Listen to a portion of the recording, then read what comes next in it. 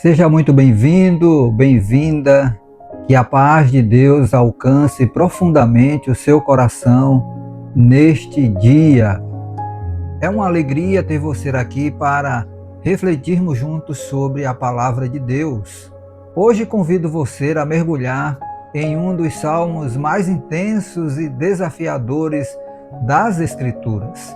Um texto que nos confronta com fé, dor, silêncio e perseverança. E o nosso tema é fé que permanece, mesmo quando Deus parece em silêncio. O Salmo 44 é atribuído aos filhos de Corá e carrega um peso histórico significativo. Ele provavelmente foi escrito em um momento de grande crise nacional em Israel, possivelmente durante uma derrota militar inesperada. O povo, acostumado a vitórias concedidas por Deus no passado, agora enfrenta humilhação, sofrimento e aparente abandono. Esse contraste entre memória e realidade cria uma tensão profunda.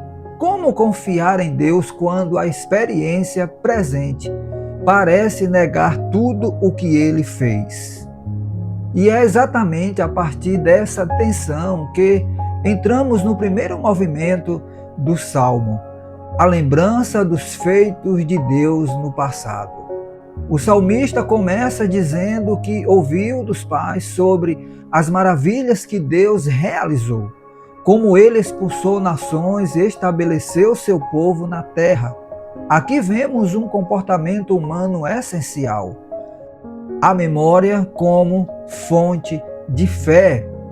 Segundo o comentarista Walter Brueggemann, a fé bíblica frequentemente nasce da lembrança coletiva das ações de Deus. O passado se torna um testemunho vivo. Mas essa lembrança não é apenas nostálgica, ela é um fundamento. A fé que não se lembra não resiste. O povo não confia em sua própria força, mas no agir soberano de Deus. Isso nos ensina que em tempos de estabilidade devemos cultivar uma memória espiritual sólida, porque ela será o alicerce quando tudo ao redor desmoronar. E essa lembrança nos conduz naturalmente ao segundo momento do Salmo, a confiança presente.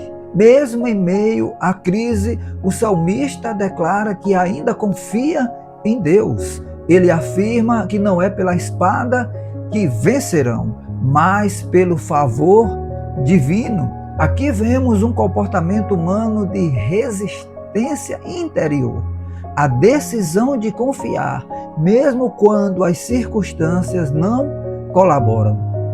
O teólogo John Golding observa que essa confiança não é ingênua, mas deliberada. É uma escolha consciente de permanecer firme.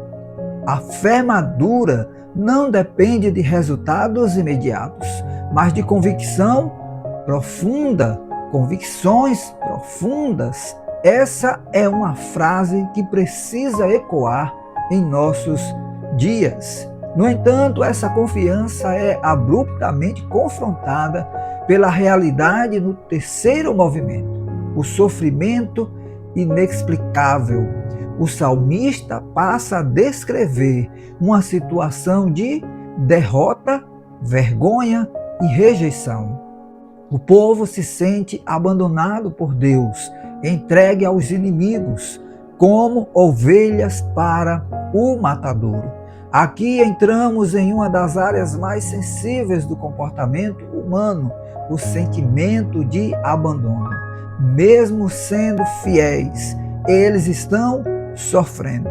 Isso quebra a lógica simples de causa e efeito. Segundo o comentarista Derek Kidner, esse salmo desafia a teologia da retribuição automática. Nem todo sofrimento é consequência direta de pecado. Há dores que não são castigo, mas mistério.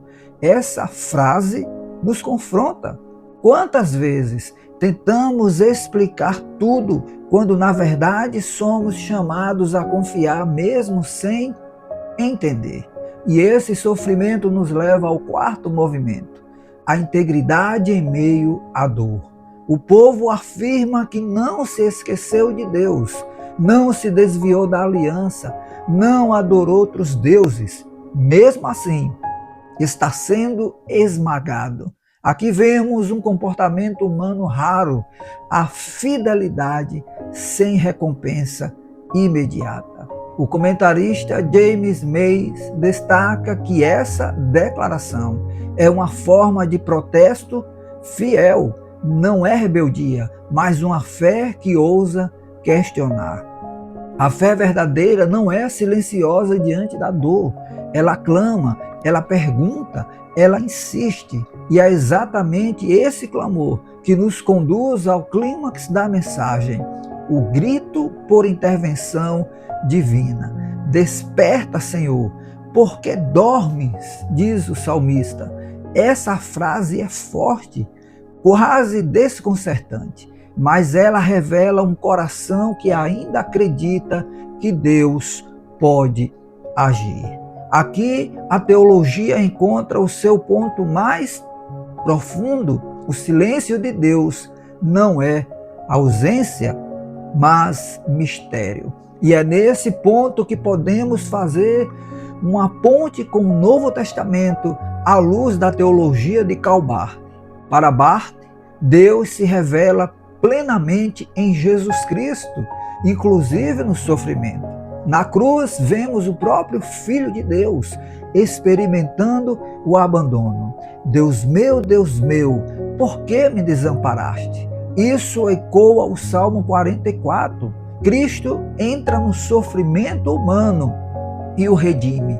Ele não apenas responde ao clamor, ele se torna o clamor. A cruz é o lugar onde o silêncio de Deus se transforma em salvação. Essa é uma verdade poderosa. E assim caminhamos para o encerramento do Salmo. O Salmo termina sem uma resposta clara, mas com um apelo. Levanta-te em nosso auxílio e resgata-nos por causa da tua misericórdia.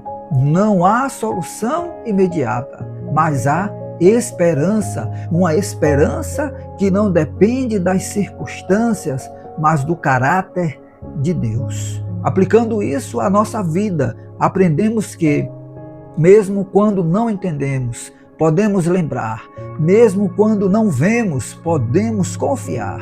Mesmo quando dói, podemos permanecer fiéis. E mesmo quando Deus parece em silêncio, Ele ainda está presente. A fé que resiste ao silêncio é a fé que conhece o coração de Deus.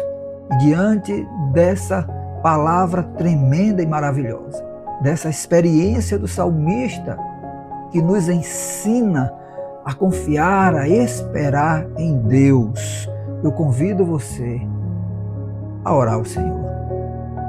Vamos orar?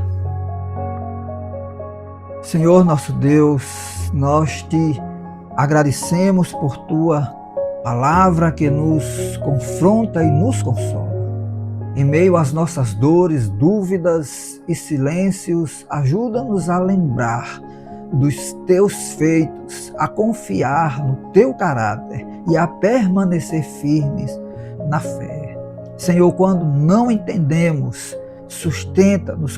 Quando nos sentimos, Senhor, abandonados, revela a tua presença. E que, à luz de Cristo, possamos ver que o sofrimento não é o fim, mas um caminho onde tua graça se manifesta. Em nome de Jesus.